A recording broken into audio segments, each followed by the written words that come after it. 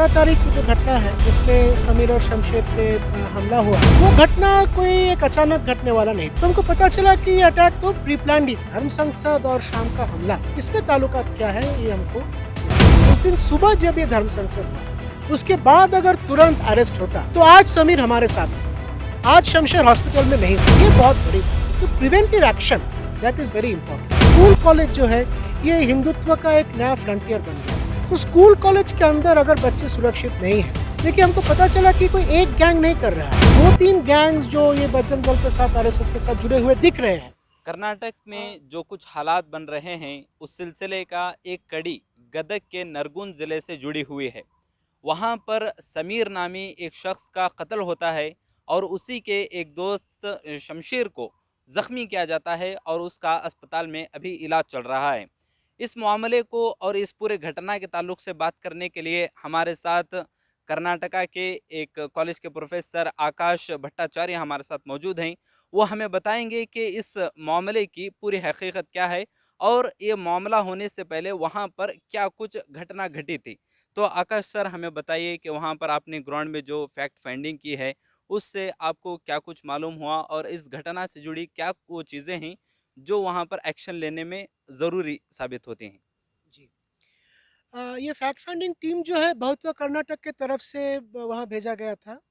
Team में शामिल थे कुछ प्रोफेसर्स, कुछ जर्नलिस्ट, एडवोकेट और साथ में कुछ सोशल एक्टिविस्ट भी थे। तो 6 जन का टीम था।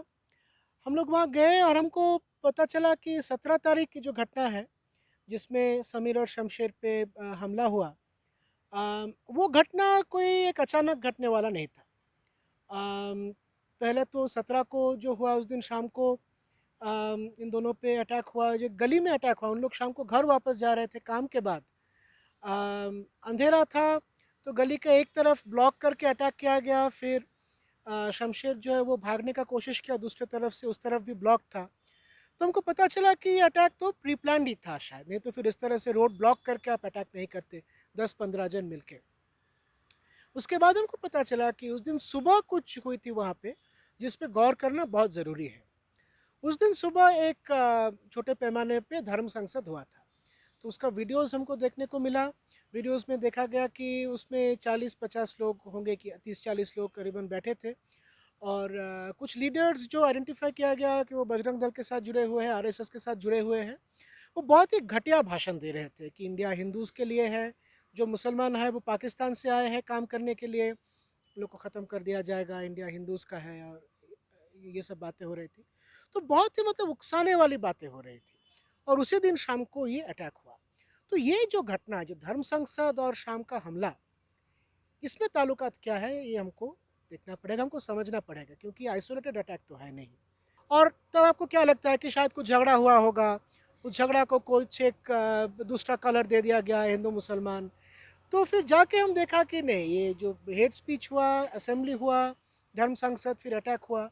तो यहाँ पे कोई एक कनेक्शन है जो हमको समझना पड़ेगा।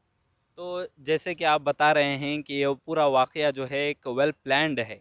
तो ये जो वाक़या हुआ उस सिलसिले में पुलिस का पहले क्या रवैया था और ये हादसा होने के बाद समीर का डेथ होने के बाद उस वक़्त पुलिस ने क्या कार्रवाई की?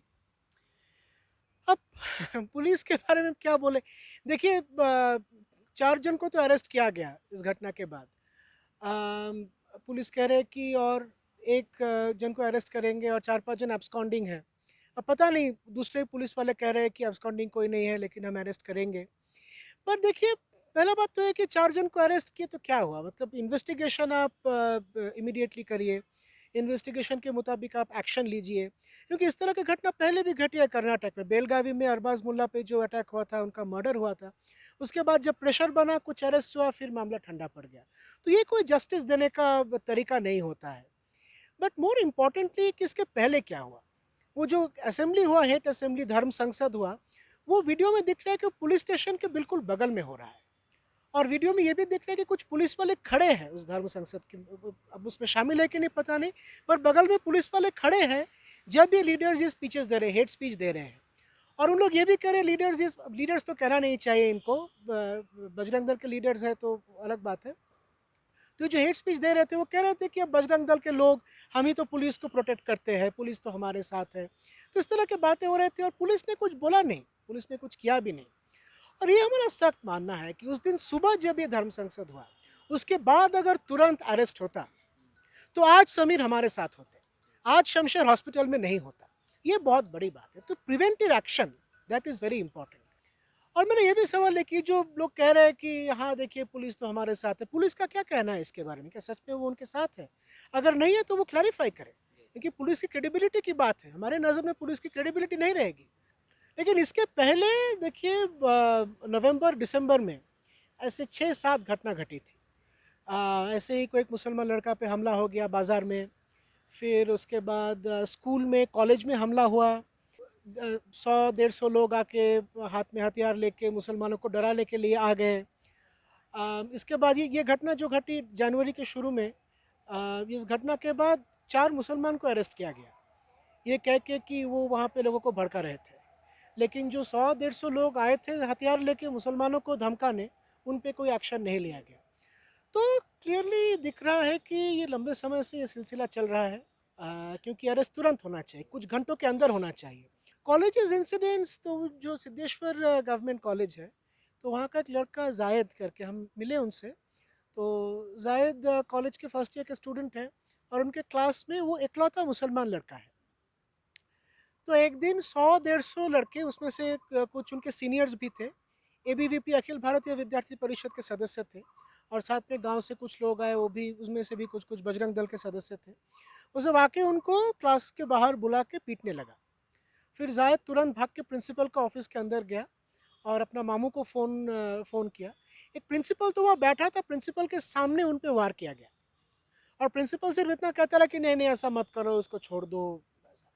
फिर मामू को फ़ोन किया, उनके मामू आए, फिर मामू को भी मार पड़ी और फिर कोई एफआईआर नहीं, कोई एक्शन नहीं, कुछ। तो ये सवाल है कि देखिए कॉलेज के अंदर ऐसा हो रहा है, तो स्कूल कॉलेज के अंदर अगर बच्चे सुरक्षित नहीं हैं, स्कूल, ये देखने की, इस पर गौर करना ज़रूरी है कि स्कूल कॉलेज जो है ये हिंदुत्व का एक नया फ्रंटियर बन गया है। जैसे उडुपी में चल रहा है कि लड़कियों को घुसने नहीं दे रहा है कि हिजाब पहन रहे हैं, इसलिए मतलब हर तरीके से उनका जो अधिकार है, शिक्षा का अधिकार, धर्म का अधिकार, ये सब पे हमला है। और ये मकसद है, पढ़ने नहीं देंगे, आगे बढ़ने नहीं देंगे, तो ये हिंदू राष्ट्र हो गया ना। अभी आपने वहाँ पर जा कर के गदग ज़िला में फैक्ट फाइंडिंग एक टीम का सर्वे किया है, तो आपका अगला कदम क्या है कि फैक्ट फाइंडिंग के ज़रिए से आप क्या पैगाम देना चाहेंगे लोगों को और आवाम को? नहीं देखिए, फैक्ट फाइंडिंग तो शुरुआत है। फैक्ट जब पता चला हमको कि ये कितना बड़ा चीज़ है, कितना ख़तरनाक चीज़ है, हम हमारे रिपोर्ट हम पेश करेंगे। हम कर्नाटक के मीडिया को, नेशनल मीडिया के सामने ये रिपोर्ट हम पेश करेंगे और हम हर तरह से कोशिश करेंगे कि जल्द से जल्द एक्शन हो। हम लोगों ने एक्चुअली चार्टर ऑफ डिमांड्स दिया वहाँ पे डिस्ट्रिक्ट कमिश्नर को और एसपी को। चार्टर ऑफ डिमांड्स में तो बिल्कुल है कि तुरंत एक्शन होना चाहिए, सब अरेस्ट होना चाहिए, इन्वेस्टिगेशन, वो सब कुछ होना चाहिए। लेकिन साथ ही में समीर का जो फैमिली है उनको प्रोटेक्शन देना पड़ेगा। शमशेर अब वापस जाएगा वहाँ पे, फिर क्या होगा उसका?